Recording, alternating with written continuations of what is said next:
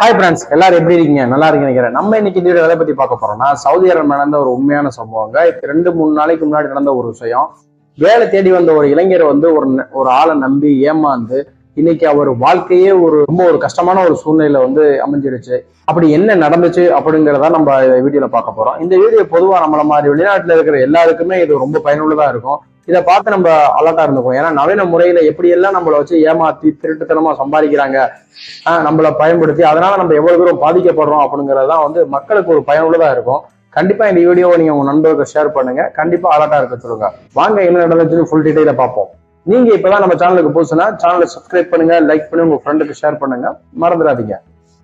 Saudi அரேபியாவுக்கு வேலை தேடி வந்த ஒரு வெளிநாட்டு இளைஞருங்க. பங்களாதேஷ் நாட்டை சேர்ந்த ஒருத்தர் வேலை தேடி வந்திருக்காரு சவுதி அரேபியாவுக்கு. இருந்து அவரோட லைசன்ஸ் எல்லாமே இருந்திருக்கு. அப்படி இருக்கையில அவர் நம்ம தமிழ்நாட்டை சேர்ந்த நம்ம நண்பர் ஒருத்தர் இருந்த குடியிருப்பு பகுதியில அவர் தங்கி இருந்திருக்காப்புல. எல்லா மக்கள்கிட்டையும் வந்து ஏதாவது வேலை வாய்ப்பு இருக்கா, என்ன லைசன்ஸ் இருக்கு அப்படின்னு சொல்லி வேலை இருக்கான்னு சொல்லி கேட்டிருக்காப்புல. அப்படி வேலை கேட்டுக்கிட்டு இருக்கையில ஒரு நபர் வந்து என்கிட்ட ஒரு வேலை இருக்கு, டிரைவர் வேலை, நான் உனக்கு வாங்கி தரேன்னு சொல்லி அவருடைய இக்காமா நம்பரு, அப்சரோட டாக்குமெண்ட் அனைத்து ரிட்டும் வாங்கிக்கிறார். அப்சர் அப்படிங்கிறது வந்து சவுதி அரேபியாவில் யூஸ் பண்ற ஒரு அப்ளிகேஷனை.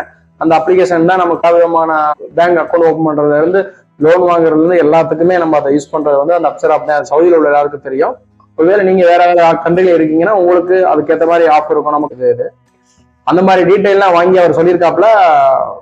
வாங்கி பார்த்துட்டு ஓகே உங்க இக்காம வேலிட்டியா இருக்கான்னு நான் செக் பண்ணணும், உங்களுக்கு ஒரு ஓடிபி வரும், அதை நீங்க சொன்னீங்க அப்படின்னா நான் உங்க லைசன்ஸ் வேலிட்டியெல்லாம் செக் பண்ணி பார்த்துட்டு கண்டிப்பா உங்களுக்கு நான் வேலை சொல்லியிருக்காப்புல. அதை உண்மையான நம்பி அவருக்கு மொபைலுக்கு வந்த ஓடிபியை கொடுத்துருக்காப்புல.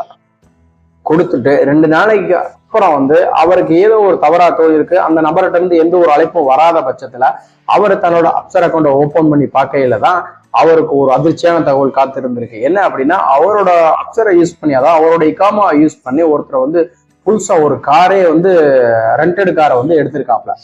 ஸோ இதை பார்த்து அவர் வந்து என்ன பண்றதுன்னு அவருக்கு தெரியல. அவர் போலீஸ் ஸ்டேஷன்ல போய் கம்ப்ளைண்ட் பண்ணா போலீஸ் ஸ்டேஷன்லயும் ஒன்றும் அந்த அளவுக்கு இங்க ஒன்றும் ரெஸ்பான்ஸ் பண்ணாம அது ஒரு சூழ்நிலை. இப்போ அவர் அந்த சிக்கல்ல மாட்டிக்கிட்டாரு. அப்படி என்ன நடந்துச்சு நண்பர்கள் மூலம் சர்ச் பண்ணி பார்க்கையில அதுல என்ன தெரிஞ்சிருக்கு அப்படின்னா, அப்சர் அக்கௌண்ட்ல வந்து இப்ப அத்தோட்டிகேஷன் அப்படிங்கிற ஒரு ஆப்ஷன் இருக்கு. அதாவது எப்படின்னா நம்ம அதை ஆன் பண்ணி வச்சுட்டோம் அப்படின்னா நமக்கு ஓடிபி இல்லாம நம்ம நண்பர்கள் யாராவது அதை வந்து ஆக்சஸ் பண்ணி ஓபன் பண்ணி பார்க்க முடியும். நமக்கு ஏதாவது ஹெல்ப் பண்றதுக்காக இப்படி ஒரு ஆப்ஷனை நம்பிருக்காங்க. அதை பாருங்க, திருட்டுத்தனம் பண்றவங்க வந்து எப்படி எல்லாம் பயன்படுத்திக்கிட்டு அதை இவருக்கே தெரியாம இவரோட அப்சர் அக்கௌண்ட்ல போய் அவங்க அதை ஆன் பண்ணி வச்சுட்டு இவரோட அனுமதி இல்லாம ஓடிபியே இல்லாம அவங்க ஓபன் பண்ணி அதை பயன்படுத்தி அவங்க காரை வந்து ரெண்டடை எடுத்துட்டு போயிருக்காங்க. இப்போ வரைக்கும் அந்த காரை திரும்பி கொடுக்கல. சோ இவர் பேர்ல அந்த கார்டு ரெக்கார்ட் ஆகிருக்கு, இவர் எடுத்துட்டு போன மாதிரி. இப்ப இவர் போலீஸ் ஸ்டேஷன் எதுக்குமா அலைஞ்சுக்கிட்டு திருறாப்ல. சவுதி அரேபியா பொறுத்த அளவுக்கு இந்த ஒரு அப்ளிகேஷன் வந்து வெரி இம்பார்ட்டன்ட்.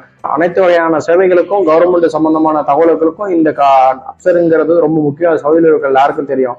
அதனால எக்காரணம் கொண்டும் எப்பவுமே யாருக்கு எதை கொடுக்குறோங்கிறதெல்லாம் யோசிச்சு கொடுங்க. எப்பேற்பட்ட ஆளா இருந்தாலும் சரி, அவர் நம்பிக்கையா இருக்கலாமா, இதை கொடுக்கலாமா அப்படிங்கறத வந்து ரொம்ப உஷாரா இருங்க. ஓடிபியை கொடுக்கையில நல்லா யோசிச்சு பார்த்து கொடுங்க.